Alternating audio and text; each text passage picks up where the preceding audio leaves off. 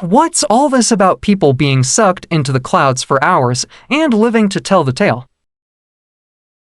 Well, in today's episode of What's All This, we are going to consider two real-life cases where this actually happened and the victims lived to tell the tale.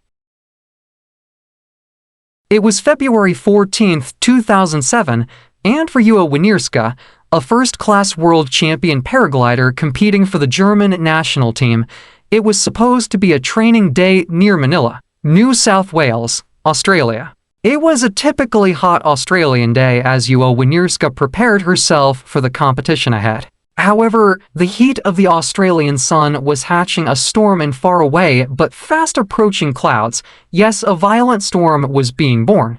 Weather reports did mention thunderstorms, which under normal circumstances would cause most paraglider pilots to cancel for the day. Ewa was aware of the weather predictions.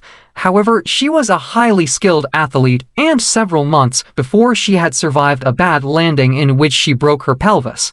Rather than ending her paragliding career, this just made Ewa more determined. The thrill of the sport, the constant push to conquer the skies, and above all else the prospect of excelling in this event to win the competition influenced her decision, and for that matter those of other competitors to continue with the event.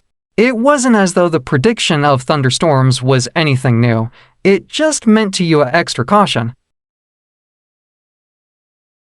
So Ewa strapped herself into her paraglider that would soon carry her through the skies powered by the forces of thermal dynamics.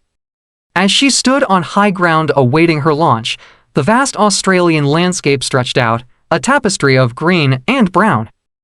Taking a deep breath, she launched herself off the cliff, the wind catching her wing and lifting her effortlessly. At first, it was exhilarating. She was now airborne, doing what she loved best. The ground shrunk beneath her, transforming into the likes of a miniature model train set. But as she soared higher, a shift in the air caught her attention. The once playful breeze began to turn more aggressive and buffeted her paraglider. This was nothing new for Ewa. She had been in many similar circumstances and viewed this as a chance to gain momentum. However, distant rumbles echoed, a low growl that made her aware there was a substantial storm near. Things now escalated rapidly. Ewa looked upward and saw what all paraglider pilots ultimately feared, a monstrous black cumulonimbus cloud, a behemoth reaching into the sky, its inky black depths promising fury. Ewa sensed a situation of urgency which soon turned to a feeling she seldom entertained, that of panic. Ewa knew only too well the dangers of these storm clouds, the violent updrafts, the bone-chilling temperatures, the treacherous hail, the raw bolts of lightning. Her instincts screamed at her to turn back, to find refuge. But the updraft had her firmly in its grasp. The paraglider lurched violently, tossed like a ragdoll in a washing machine. Ewa fought for control, desperately trying to steer away from the cloud, but it was futile. With a sickening lurch, she was sucked into the storm's clutches. The updraft is forcefully pulling her upward at a rate exceeding 30 meters or 100 feet per second. Still spiraling wildly, she is drawn into the darkness above, now unable to see anything. The sky now became a terrifying dark kaleidoscope. Rain lashed at her face, stinging like needles.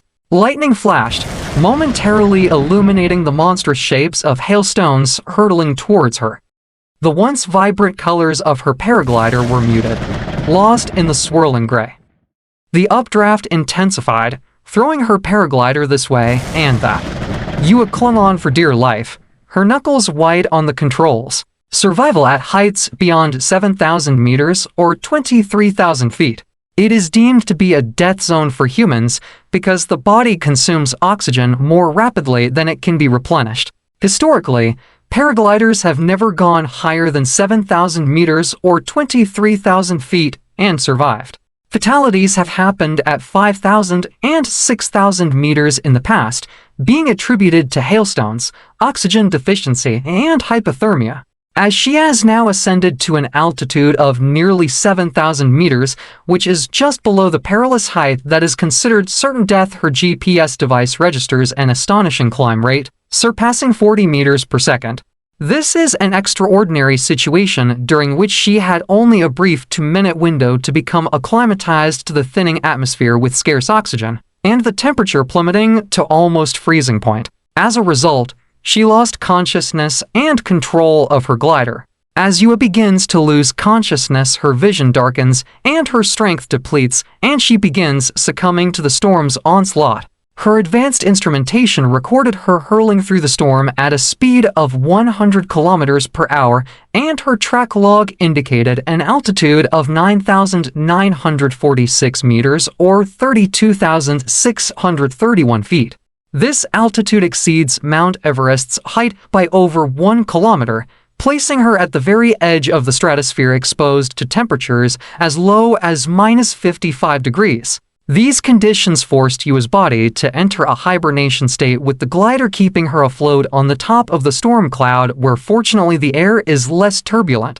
Her glider now remained stable due to a pendulous design and didn't need to have active piloting inputs to fly despite the dangerous conditions. Additionally, the freezing temperature slowed her metabolism, redirecting resources to maintain essential organ functions. With the limited oxygen available, typically survival at such altitudes is measured in seconds. Although Ewa lacked specialized gear and specialized life support, she nonetheless defied the odds at almost 10 kilometers or 6 miles above Earth. Ewa, now covered in ice crystals with only a 6 kilograms nylon paraglider supporting her, and slumped in her unconscious state, she involuntarily leans to one side. The glider initiates a prolonged descent as evident from her instrumentation, then her glider's wing ices over and her harness becomes laden with hail. Suddenly the glider stalls and the wing collapses, initiating a descent at an alarming 200 km/h faster than typical freefall. Upon reaching 6,900 meters or 22,600 feet, Lady Luck is on Ewa's side as the glider's wing reopens.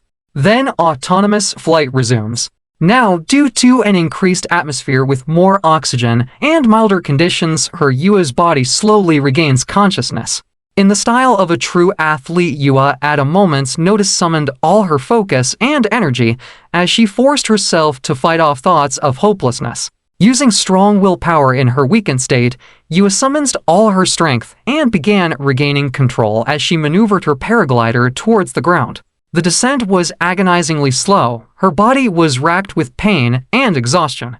But with each meter she descended, a sliver of warmth returned, the air thickening with life-giving oxygen. Finally, she broke free of the cloud's clutches. The world below seemed impossibly far away, but it was a sight Ewa had never craved more. Slowly, painstakingly, she guided her paraglider towards the ground, her body a symphony of aches and shivers. The landing was rough, a tangle of limbs and fabric. But for Ewa, it was a landing on solid ground, a return from the clutches of death. Help arrived quickly, and Ewa found herself in a hospital bed, battered but alive. The ordeal had taken its toll: frostbite, severe dehydration, and a harrowing brush with death. Sadly, another fellow competitor from China, Zhang Pin, was also caught up in the same storm cloud along with another competitor. However, Zhang Pin was not as fortunate as Ewa and lost his life to the storm. News of Ewa's incredible survival spread like wildfire. She became a symbol of human resilience, a testament to the indomitable spirit that can overcome even the most fearsome odds. The accident forced her to take a long break from paragliding, a time for reflection and healing. But Ewa, ever the champion, eventually returned to the sport, albeit with a newfound respect for the power of nature and the fragility of life. Before we continue, wow, can you believe just how lucky Ewa Wiśnierska truly was? If you enjoyed this story of incredible survival, hit that like button and let me know in the comments below what you thought. Have you ever been caught in a bad storm? Share your story in the comments. There is another story with some similarities which occurred on July 26, 1959 on the Carolina coast in the United States of America. This involved a United States Air Force pilot, Lieutenant Colonel William Rankin. The difference is that Lieutenant Colonel William Rankin had the benefit of equipment such as a flight suit and oxygen. As he flew down the Carolina coast in a F-100 Super Sabre fighter jet, a line of thunderstorms stretched across the horizon. Lieutenant Colonel Rankin decided to climb up over the storm in order to avoid it, which is a common tactic for pilots of fast-moving fighter jets in order to avoid the effects of storm clouds. Lieutenant Colonel Rankin pushed the throttle forward, the sleek jet surging upwards, effortlessly piercing the veil of clouds. But as he broke through the top layer, the previously smooth flight without warning turned treacherous.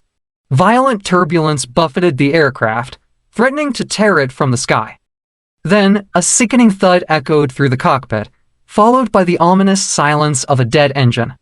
Following procedure, he ejected from his F-100 Super Sabre fighter jet aircraft at 60,000 feet. At this altitude, the temperature was soul-numbing at minus 65 degrees Fahrenheit. The thin air offered little resistance, and Rankin plummeted like a stone. Decompression sickness took hold, his body racked with pain as his blood bubbled with dissolved nitrogen. His vision swam, the edges of his world blurring into a swirling vortex of white. Rapidly, he descended to 10,000 feet. At this altitude, his parachute deployed. Then the storm claimed him. Rankin was yanked upwards, the parachute billowing wildly as it caught a powerful updraft. Lightning, once a distant flicker, became a terrifying spectacle. Bolts of electricity streaked across the sky, illuminating the monstrous shapes of hailstones thundering towards him. The thunder wasn't a sound anymore, it was a physical sensation, a blow that vibrated through his bones. The storm became his tormentor, a chaotic dance of violence. Rankin was tossed and turned, a puppet on the strings of the tempest. He fought to stay conscious, each breath a struggle against the thin air and the overwhelming pain. Hours bled into one another, a relentless cycle of plummeting descent and jolting ascents. Through the torment, a sliver of hope remained. Rankin clung to the memory of his wife and children, a silent plea for survival. He remembered stories of other pilots enduring similar ordeals, a testament to the human spirit's ability to defy the odds.